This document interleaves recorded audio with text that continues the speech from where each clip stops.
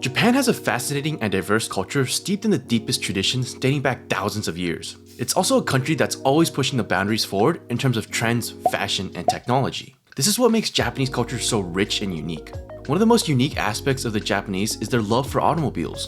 Being the birthplace of car manufacturers like Honda, Toyota, Mazda, and many more, Japan has a very diverse offering of cars available to not only its people, but to the entire world. Niche common interest groups in things like anime, gaming, and pop culture have integrated cars into their respective communities, giving birth to a variety of different car subcultures.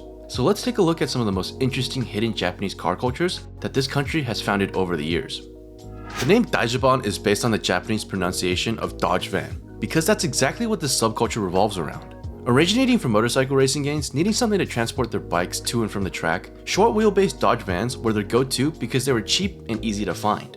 The official story of how it all started isn't documented, but most say that a biker decided to throw his Dodge van around the track one day and it was so entertaining that others decided to join. Today, it's still a pretty niche group, but one that's gained international attention in recent times, simply because of how brilliantly weird it is. Beppu or VIP style is thought to have come about in the 80s when members of the Japanese mafia started driving big-body JDM sedans to attract less police attention. Some of these JDM sedans included the Toyota Century, Celsior, Aristo, Crown, or from Nissan with the Sima and Cedric. Street racers eventually copied the style after seeing it on the streets of Japan. Today, it's mostly about looking cool, especially since VIP cars are often so low to the ground, they'd be no good for street racing anyway. VIP cars mainly center around 4-door JDM sedans, which must be slammed and have oversized rims with stretched tires. This subculture has expanded to include foreign vehicles as well. Rather than performance, the term Itasha is a car subculture that focuses purely on aesthetics. Big, colorful graphics and lots of LEDs are all staples of the Itasha subculture, with liveries designed primarily around Japanese anime. The word Itasha actually stems from the Japanese word itai, which means painful, and sha, which means vehicle, giving it a literal meaning of a painful car. No, this doesn't mean the vehicle causes physical pain. Instead, Itasha is used to describe the aesthetics of the cars, which are considered cringeworthy and/or eyesores.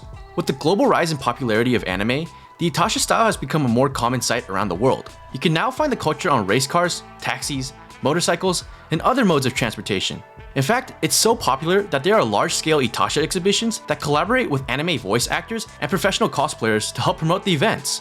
The Itasha culture has also expanded overseas, where micro-communities have popped up in places such as Europe and the US. K-cars refer to subcompact vehicles with an engine no bigger than 660cc. They were first built to meet tax regulations, which made them cheaper than other automobiles. Because of them being so affordable, they currently account for a third of the total car sales in Japan. Tuners also enjoy K-cars due to a wide range of aftermarket parts. You can see a massive variety of modifications done to K-cars if you go to Japan. Some of the most popular K-cars to modify are the AutoZam AZ1, Honda S660, and the Honda Beat. Like any type of vehicle in Japan, there's a group that's dedicated to modifying them. Some K-cars are built as drifters, some as racers, and some just to look cool. Really, it's more about creating something fun with K-car modding rather than sticking to any predefined set of rules. The Bossuzoku is a group of underground car nuts that will stop at nothing to make the craziest and most outlandish vehicles possible.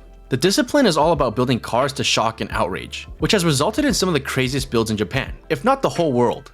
This now refers to people giving their cars or even bikes modifications that include, but aren't limited to, 10-foot long exhaust pipes and 5-foot long front splitters. These are only a few of the many wild things people have done to their cars to make them Bossuzoku worthy. The group has its roots in 1950s biker gang culture, but since then has expanded to include all sorts of cars and vans. Many Bossuzoku modifications are still highly illegal, and owners often have to carry a wallet full of cash wherever they go to pay off the police fines they'll inevitably get. If out-of-this-world illegal modifications and cutting-edge track machines sound a bit much for you, it might be better to hang out with the Kyusha car enthusiasts instead. Kyusha simply refers to a classic car, usually with light customized touches like tasteful fender flares or new rims. Most Kyusha-style cars utilize an old or classic JDM car from the Showa era, or better known as the 1970s and 1980s. Some prime examples of these cars would be the likes of a Nissan Skyline GTR, a Toyota Celica, or a Mitsubishi Galant GTO. The style can include more radical transformations, but more often than not, a Kyusha car will look more reserved in comparison to some of the more out there styles like Bossuzoku. It just goes to prove that however an owner likes their cars, there's a subculture out there that fits them perfectly. The name of the Konjuzoku can be translated to Konjo, which refers to the Konjo Loop, a section of the highway in the center of Osaka, and Zoku, which means family or gang. So, these are the set of racers that center their activities on Osaka's Konjo Loop and the Konjo region in general. But there's a bit more to Konjuzoku than that. These racers specifically choose to use only Honda Civics to modify and race with, as their handling makes them perfect for taking corners of the Konjo loop at speed. Also, they use a variety of liveries, but these have to be changed regularly to avoid recognition by police. This subculture peaked in the mid-80s, but there are still some active racers out there holding illegal street races on the Konjo to this very day. Most people usually associate Japan's car culture with crazily impractical modded cars or drift machines, but competitive track racing goes on too. Time attack is a popular format for both private-owned teams and factory teams, as it focuses on simply getting the fastest lap time around a track. There aren't really any set rules as to what can be classed as a time attack car, other than it has to be fast and handle brilliantly. The winners of many time attack competitions are decided by fractions of a second, so every trick in the book will be used by competitors to make their cars lighter and faster than their opponents. Even commercial trucks are considered a modifiable vehicle in Japan. The Japanese word Decotura refers to decorated truck. It focuses on the art of making outrageously styled box trucks, complete with chrome everywhere, copious amounts of lighting, and vibrant designs.